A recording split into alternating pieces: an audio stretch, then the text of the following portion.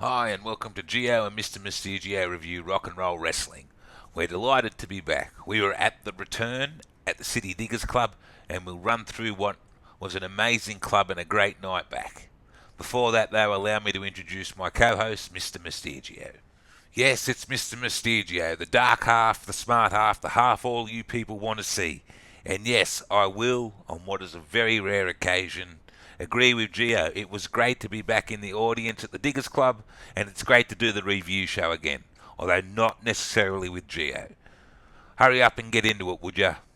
Ah, yeah. Okay. Anyway, our first match was The Bachelor up against Morgan Rose. Personally, I don't think they could have opened the show better. The Bachelor is hugely popular with the crowd and seems to truly appreciate the fans. Morgan Rose, on the other hand, well, he couldn't care less. And the clash between these two was just the right way to kick things off. The Bachelor started hot before Morgan Rose managed to gain control. The match ebbed and flowed before the Bachelor nailed Morgan Rose with the pedigree and picked up the win. Look at you sitting in there in your Bachelor t-shirt. Why do I work with you? Sitting there singing along to Careless Whisper.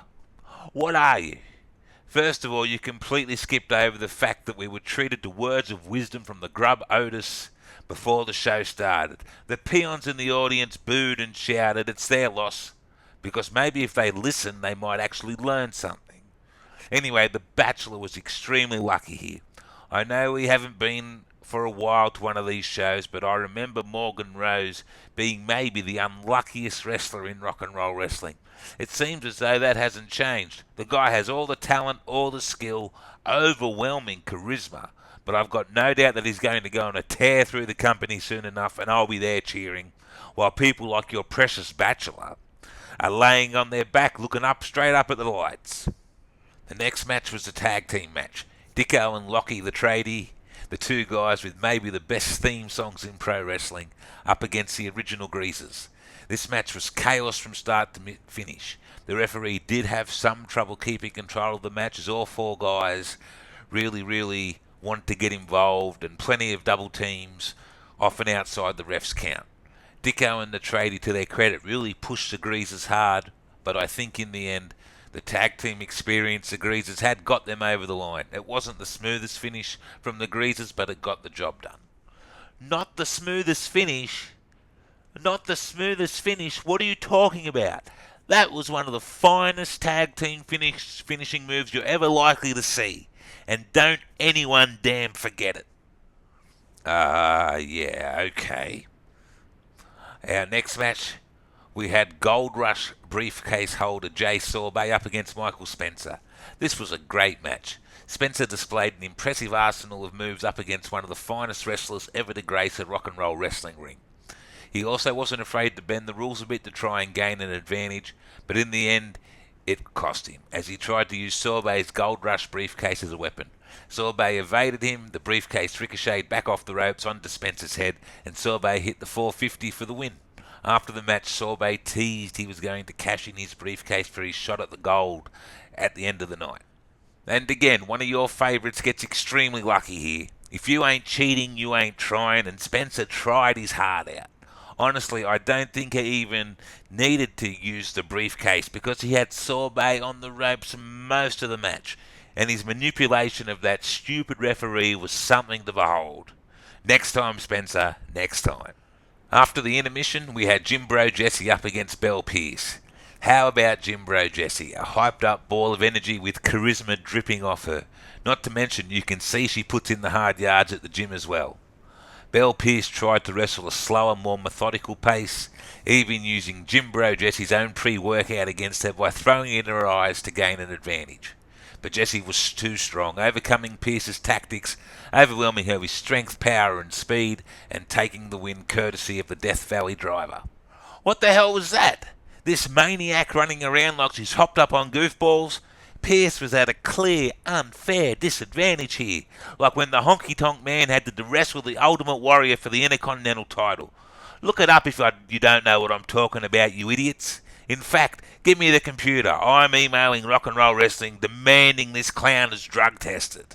Now we move on to the main event, a triple threat match for the Rock and Roll Championship. Champion Hunter Hayes taking on Captain Keto and Otis. And if the opening match was the perfect opener for the return to the Diggers, then this was the ultimate main event.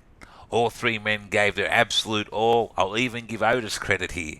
There were some absolutely devastating chair shots, and the combatants battled all over the arena. All three wrestlers received chants at various stages during the match, and Otis's flip onto Hunter and Keto was a highlight. There were GTSs, 6 and outs, and DDTs, with the poor referee even copping some of the crossfire. Hunter eventually nailed Keto with a DDT for the win, with the ref slowly crawling over to count the 3. But the action was just picking up. Jay Sorbet, as promised, came out to the ring and tried to wake the referee to cash in. And this is when it happened.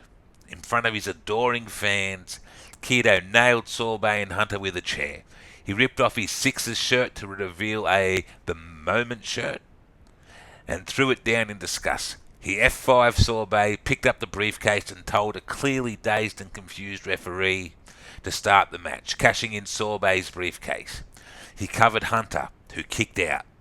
Another 6 and out and another kick out. A couple more sickening chair shots from where Keto broke the chair across Hunter's back was too much for the champion, who despite having all the heart in the world couldn't overcome this savage attack and was counted for 3. To confirm he had turned his back on all the fans that had supported him over the years, Keto let the world know that he was now to be known as Moses from Kokomo, and the show closed to a confused, bewildered audience not really believing what they'd just seen. I hope rock and roll authorities are looking into the legalities of the cash-in, because for me, the result should not stand. But if it does, Moses is our new champion. I try to remain impartial, but I must admit I was pretty disgusted by him turning his back on Sorbet, who he held the tag team gold with and went to war beside. I know there are no friends when it comes to the title, but surely Sorbet would have given his former friend a shot if he had successfully cashed in. Good luck, Moses. I think you're going to need it.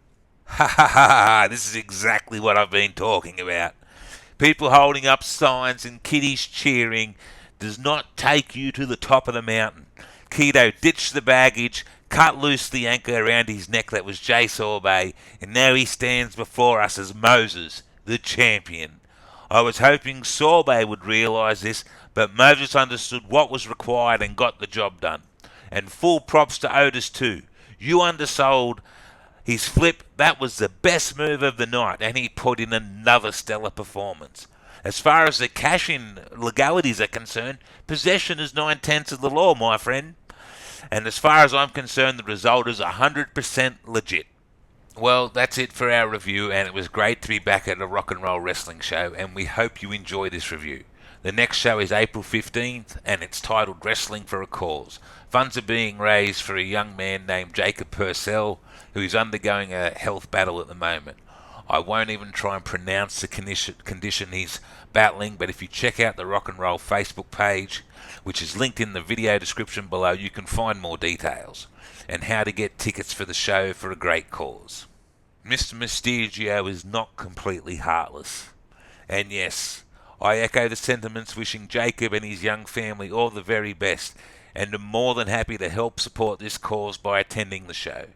But you're also burying the lead, Gio. April 15 is our birthday, and instead of taking the 2-hour road trip home, we're sticking around and we're hitting the town to celebrate. Lock up your daughters. What are you talking about? You're 48. So lock up your grandmothers is probably the right thing to say. But yes, it is our birthday, and honestly I couldn't think of a better way to celebrate it than at a rock and roll wrestling show, especially one for such a wonderful cause. Hopefully we'll see you there, and if you like these videos, feel free to come up and say g'day. Hope to see you there. Catch ya.